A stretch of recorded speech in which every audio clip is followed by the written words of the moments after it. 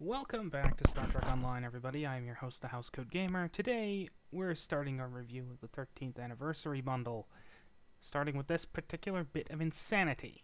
I want to know exactly what the hell they were thinking when they came up with the design for the monitor. Now, to give this thing the full title, it is Monitor Miracle Worker Carrier. Well, Terran Monitor Miracle Worker Carrier. Now, I had a legitimate complaint that made a little bit of sense when this thing came out. Why the hell would you would you make this thing into a carrier?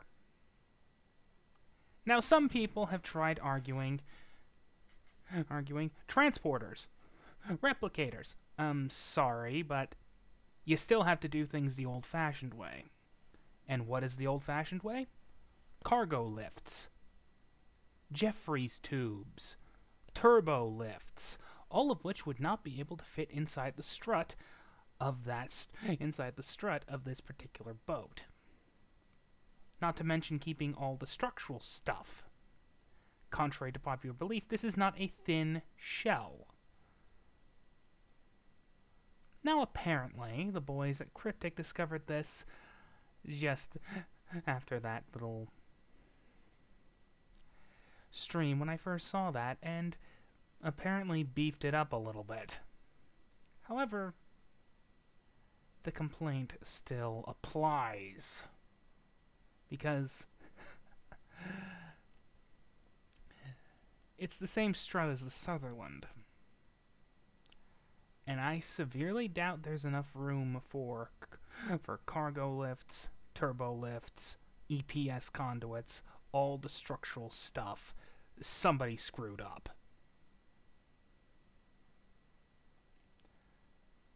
And I'm going to make it abundantly clear that somebody screwed up.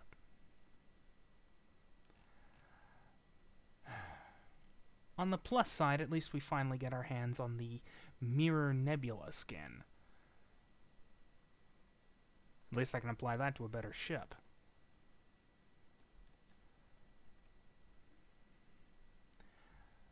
Now, as for the stats for this abomination,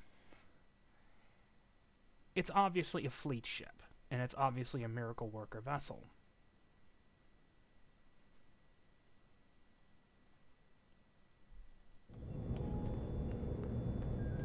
However, 2 engineering, 5 science, 4 tactical.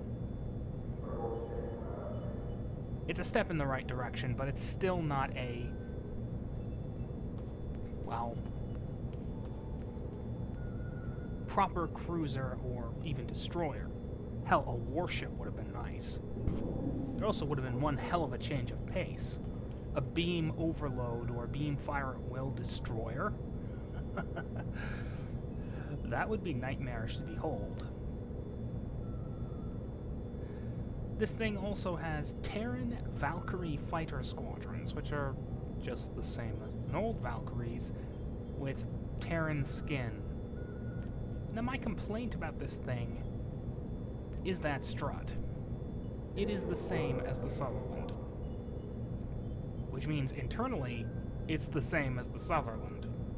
And if the Sutherland can't have, well, all the things necessary to supply full-sized fighters, including at least 1 or 2 cargo lifts that could carry full-sized fighters and their hulks off that pod and into the primary hull for, you know, proper maintenance, because, I'm sorry, does that not say death trap to anyone?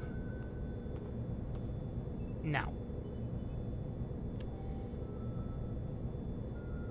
As a ship, it will probably be something of a success. After all, it's a nebula that can finally kill things, by virtue of having other things kill it for them.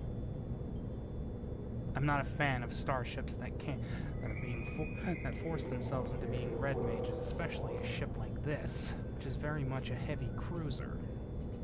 That said, it being a carrier is bewildering. Other than that, it operates them very much the same as any other Nebula. It is very science-heavy.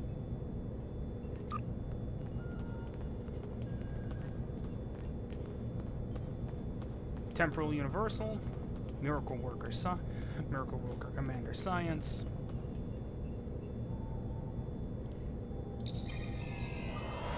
Frankly, I would have had 2 Universal consoles. But that's me. Is it worth getting? To be perfectly honest, I only got the ship for the skin. As for its console,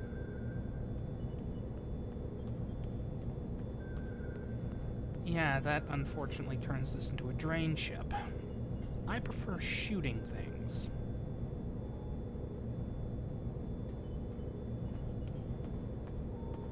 I mean, it's personal preference and all, but that kind of forces a Tetrion build onto this thing, and I don't have that much in the way of Tetrion.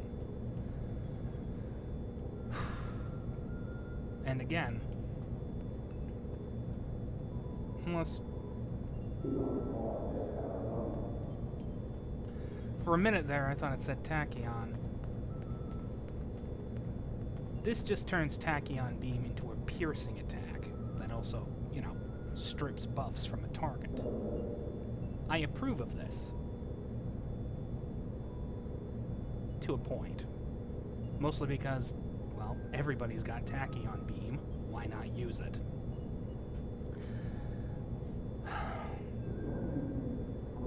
I mostly got the bundle for other ships, though.